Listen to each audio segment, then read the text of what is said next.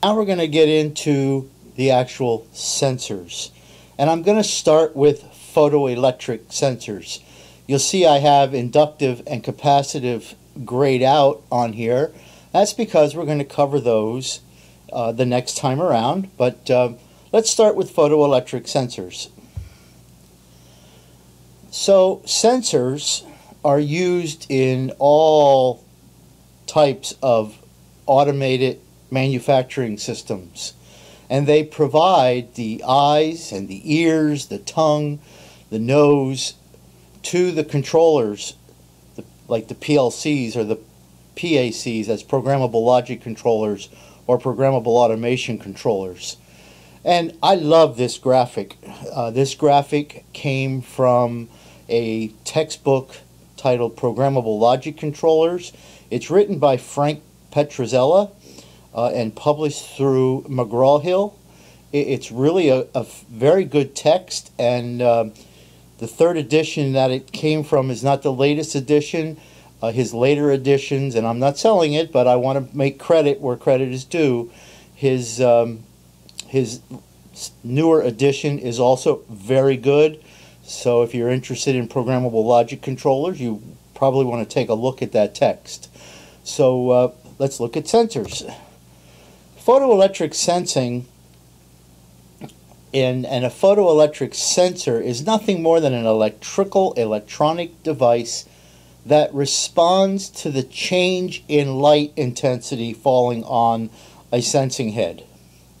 The very first devices that were used for photoelectrics are photocells, and I'm showing a photocell down here in the corner. You can see it has some elements on it that are solid state in nature, and there's just 2 pins on it. And the earliest photoelectric sensors was nothing more than a photocell and a light bulb. And the light would shine onto the photocell. The photocell changes resistance depending on the amount of light that strikes the photocell. You could detect the change in resistance and thereby have the controller perform an action based on that change. These photocell light bulb combinations for photoelectric sensing were called non-modulated. The gain, and sensors have gain, we'll talk about that later. The gain of the non-modulated sensor is limited to the point at which the receiver can recognize ambient light. Because the problem with a photocell and a light bulb is that we have ambient light up here. So we might have some lights up here from our room shining down. And these ambient lights can affect the resistance of this photocell, and it may not see the light from the light source because it's seeing the light from these ambient type room lights. So you had some problems with that. So it's only worked well if you could shield the receiver. Notice the word I just used there. This is the receiver. So the photocell is the receiver because it's receiving light. So it only worked if that receiver can see the light from what's called the emitter. And the light source out here is called the emitter. Together, these were called an emitter-receiver pair.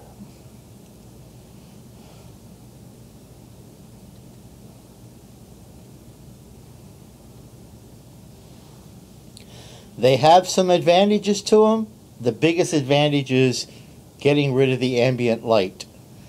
I can go through a fairly large explanation of some of the disadvantages, but you know, these things are, even though they're used yet, they're not used in great many.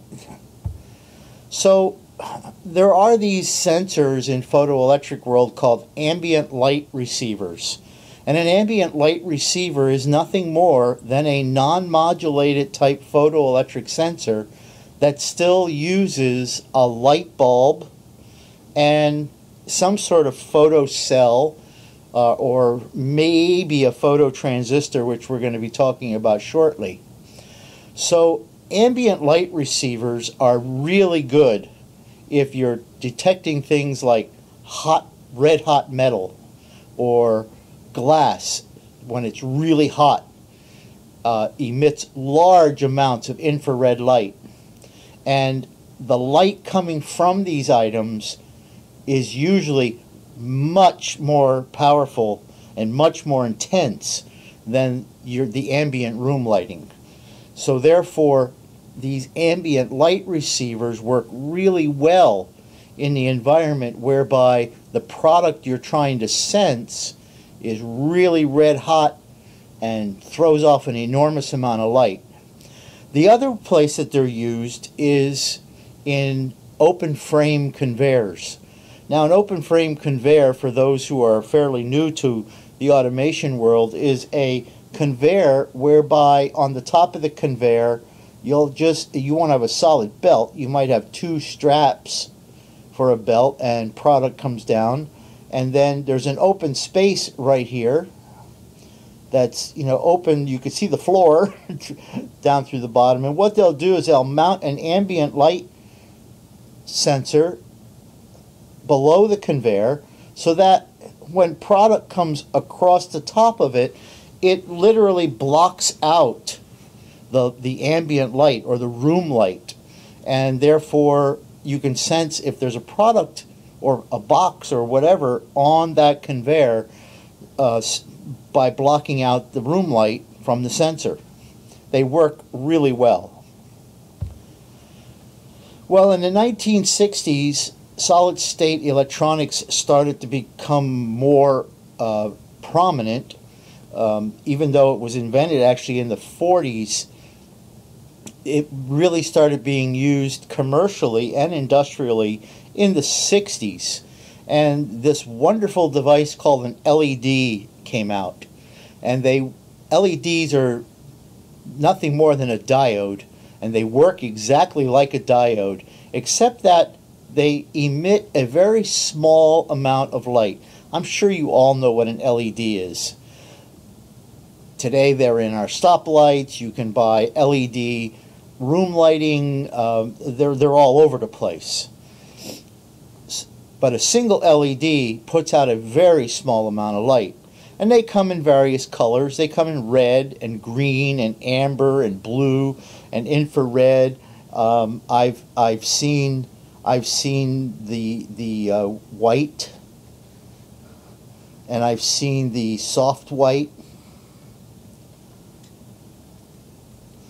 So they come in a lot of different colors, a lot of different shapes, a lot of different sizes.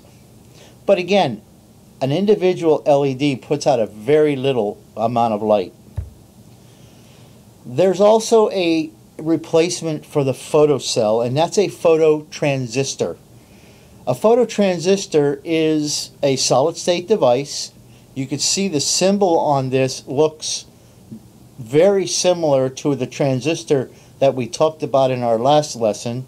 It has a collector up here, just like a regular transistor. It has an emitter lead, not to be confused with the emitter of a photoelectric sensing pair. But notice the base lead here is gone. And instead of a wire, the base, this has a photosensitive type material here, and there'll be a lens on top of this, and this base connection becomes light. So it uses light to turn that transistor on and off. So what did I mean? Since we had non-modulated sensors, what do we do with an LED sensor to give it some distance? Think about an LED, just one single LED. You can't send that light a large or a far distance. And you want to keep these sensor packages somewhat small, so you don't want to put a big LED light bulb in there either. So what they'll do is they modulate the LED light, and these are called modulated LED sensors. What they'll do with the modulated LEDs is, if you look down at the bottom here, this right here is the emitter. And in the emitter, it has its own regulated power supply, which gets fed from an external power source, and there's something in here called an oscillator. And the oscillator is something that produces an AC signal. But this AC signal is going to be a square wave.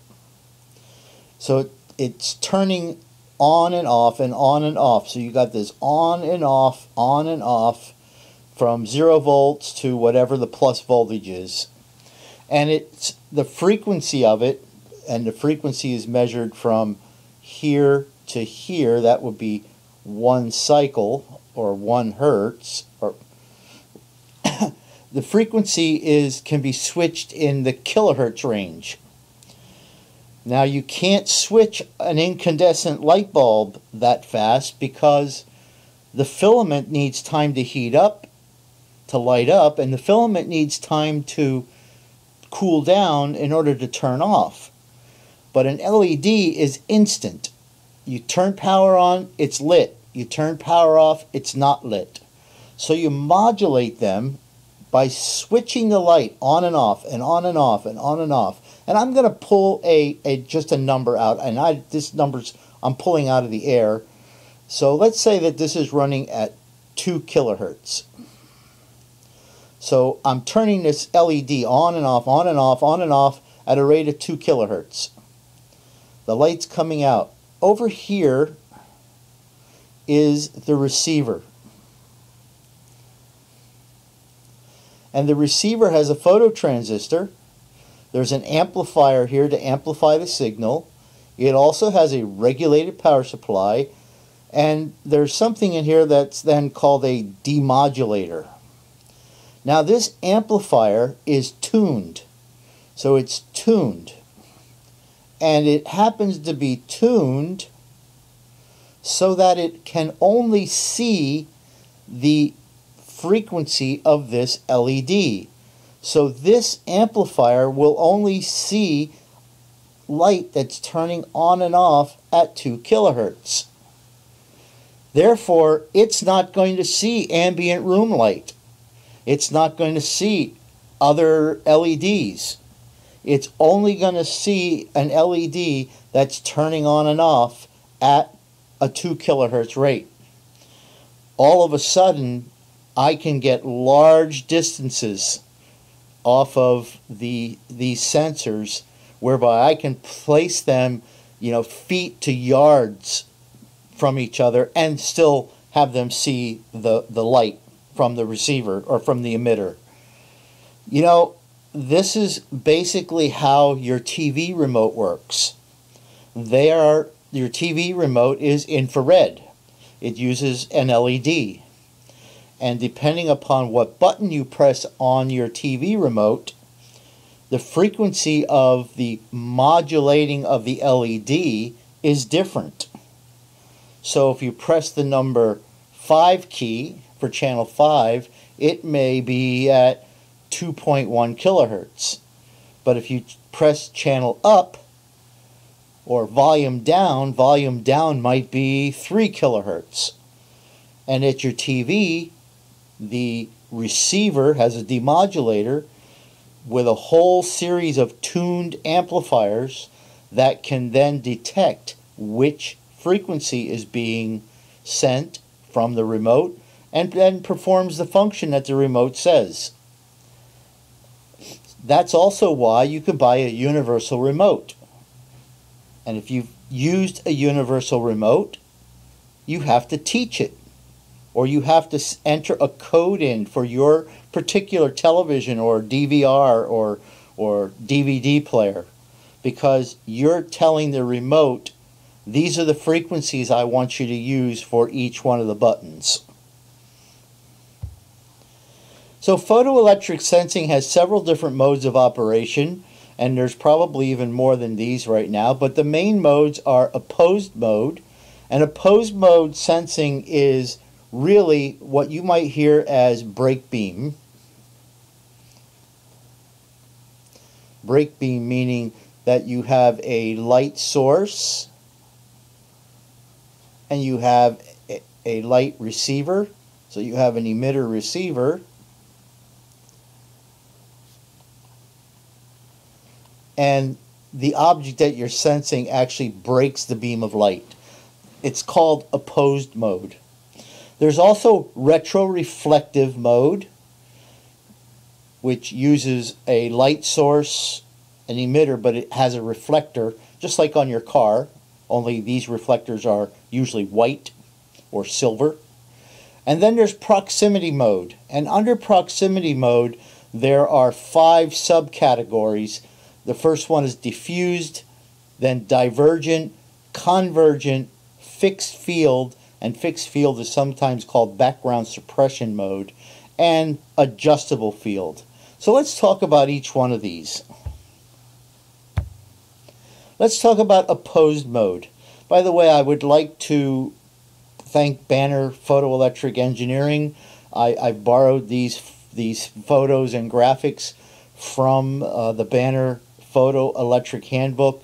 Banner and a company called Keonce and Turk and another company called SICK. They're very popular brands of sensors.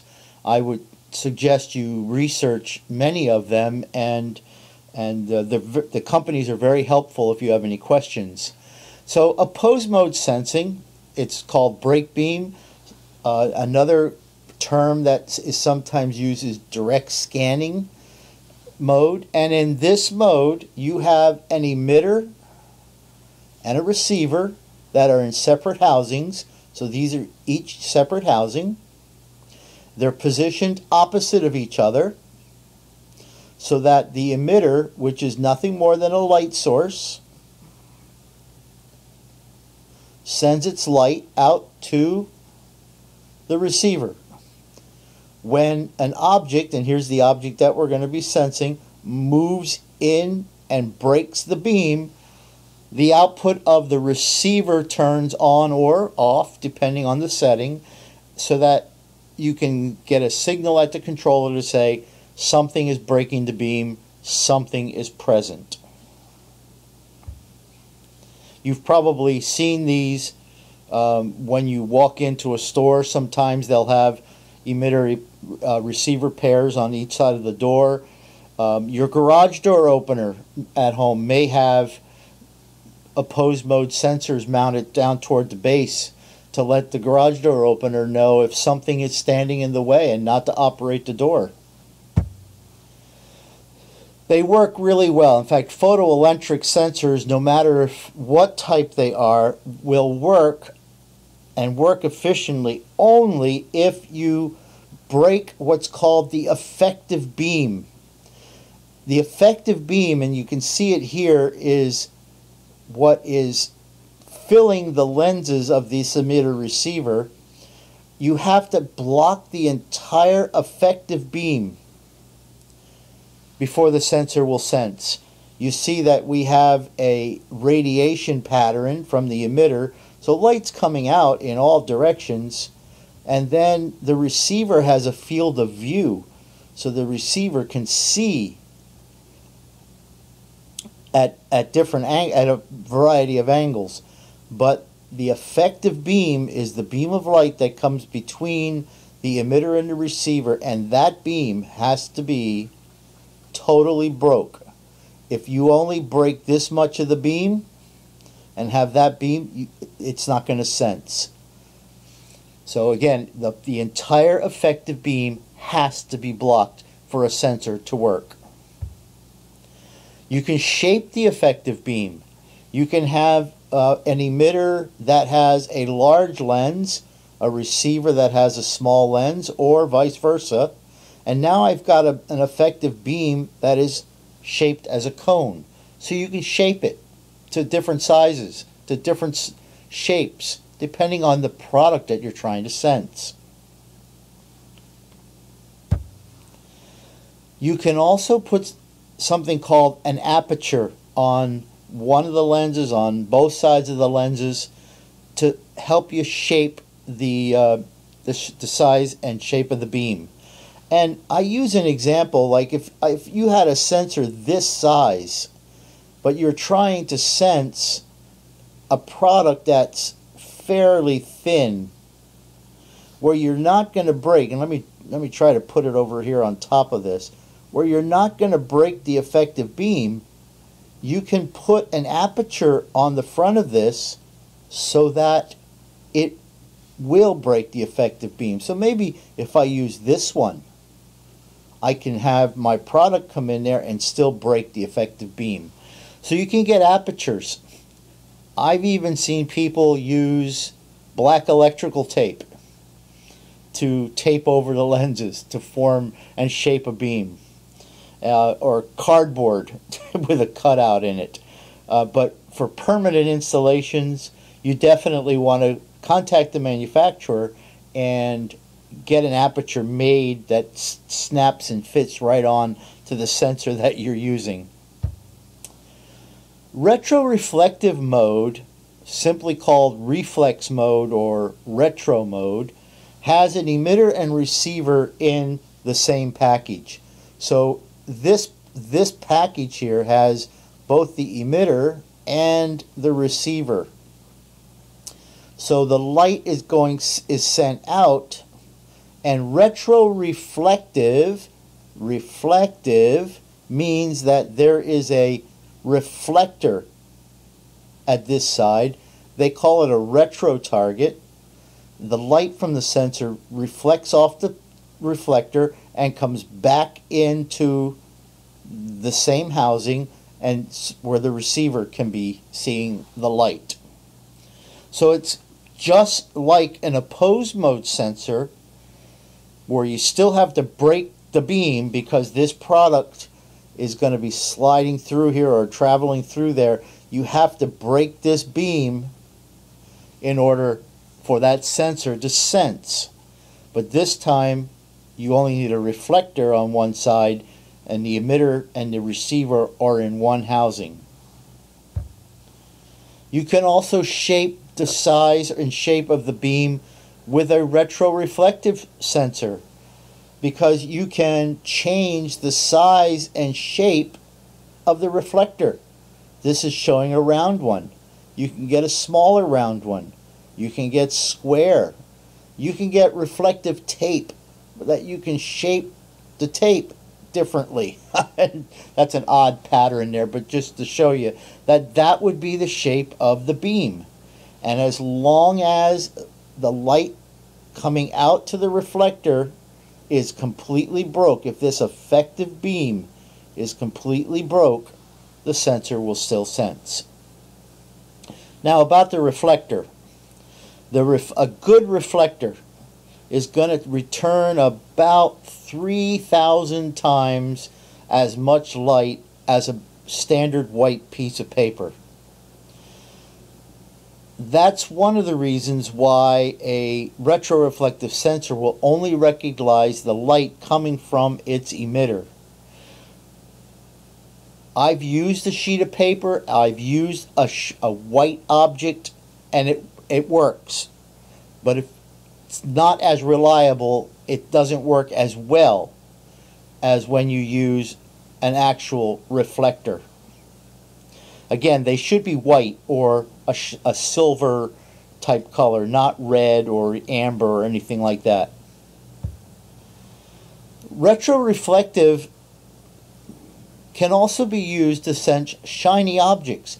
If you think about it, if you've got a product that's shiny and you've got an emitter receiver down here that's putting out a light signal and receiving its own light, if I've got a shiny object and I mount that sensor this way, the light will come up, hit the shiny object, and come off the shiny object and come right back again. it won't even see it. The sensor will never know that the object is there. But there's ways that you can mount these so that what you can do is put the reflector and the sensor at an angle, so that now the light comes up and bounces off at an angle, so that you don't get light coming back to the receiver. But yet when the box isn't there, the light can come through to the receiver or to the reflector and get back to the receiver. So that's a way you can sense shiny objects with it. You could also do shiny objects which are cylindrical. If you think about a cylindrical object, as these go past this retroreflective sensor, because this surface is curved, when the light hits, it's going to be coming back at all different kind of angles. So it's very possible that one of those angles will have light getting back to the receiver. However, if you tilt and rotate the sensor, you can get, and you can see here we're tilting it and rotating it and putting the reflector on this side. You can usually get a good angle and a good adjustment on it so that no light gets back to the receiver when that shiny object is in front of it. There's also a thing when you're doing shiny objects called polarizing filters. And I will be honest with you, I do not understand light polarity, but I can explain it. So if you look at this particular set of sensors here, we have what's called a vertical filter and a horizontal filter. So light filters are vertical and horizontal.